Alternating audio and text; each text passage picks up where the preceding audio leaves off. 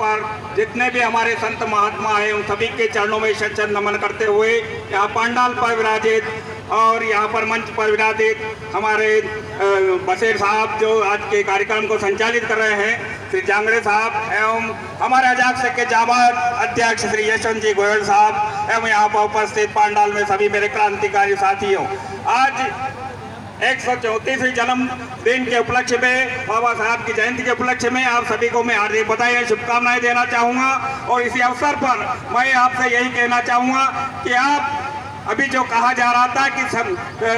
शिक्षित बने, संगठित रहे, संघर्ष रहे, लेकिन इसी के साथ हमें बाबा साहब के कई विचारों पर अमल करके हमें आगे बढ़ना होगा। अभी हमारे कुछ वक्ताओं ने कहा था कि शिक्षा और सैन्य का दूध है, जो पिएगा वो दहाड़ेगा, लेकिन हम कहते हैं कि शिक्षा और सैन्य का दूध है, पिएगा वो दहाड़ेगा नहीं, दहाड़ेगा नहीं, आगे चल करके शिकार भी करेगा। ऐसी परंपरा, ऐसे अगर शिक्षा का महत्व हम समझते हैं और शिक्षा से आगे बढ़ेंगे तो हमारा जो SC/ST समाज है वो जरूर आगे बढ़ेगा। आज जो हमारे बीच में आज जो पब्लिक दिख रही है ये सब हमारे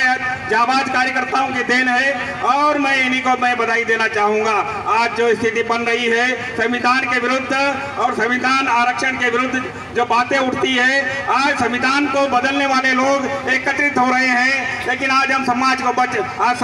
संविधान को बचाने वाले लोग एकत्रित नहीं हो रहे हैं, बल्कि हम टुकड़ों में बढ़ते जा रहे हैं। आज हमारा समाज 6743 जातियों में बटा हुआ है और इसी का कारण है कि हम संगठित नहीं हो पा रहे हैं। आज हर समाज का व्यक्ति अपने आप को पटेल मानने में लगा हुआ है, अपने समाज को आगे बड़ा बनाने में लगा हुआ है और कारण यही है कि SC/ST समाज टूटा हुआ समाज बनता जा रहा है। इस जातिवादी व्यवस्था के कारण ही आज हम टूटे हुए हैं और हमारा संगठन SC/ST समाज एकत्रित नहीं हो पा रहा है। अगर हमें हमारे SC/ST समाज को एकत्रित करना है तो जाति व्यवस्था से बाहर निकलना होगा और जाति व्यवस्था को खत्म करते हुए हमारे कम से कम हमारी जो SC/ST जातियां हैं उसी में कम से कम हमारे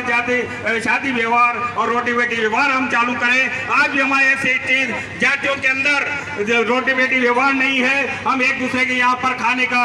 प्रचलन भी नहीं है, गाँव के अंदर ऐसे कई जगहों पर देखने को मिलता है। तो साथियों, हम मनोवादी व्यवस्था को भी हम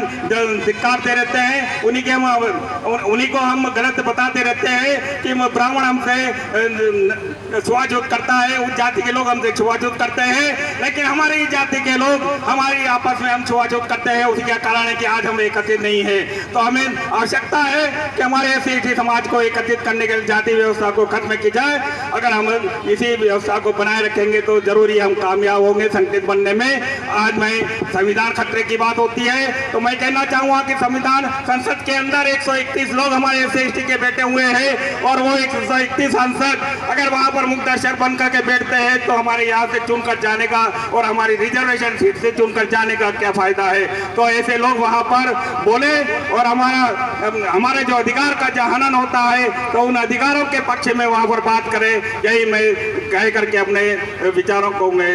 विराम देता हूँ। जय हिंद, जय भारत, जय जय जय जय जय भीम।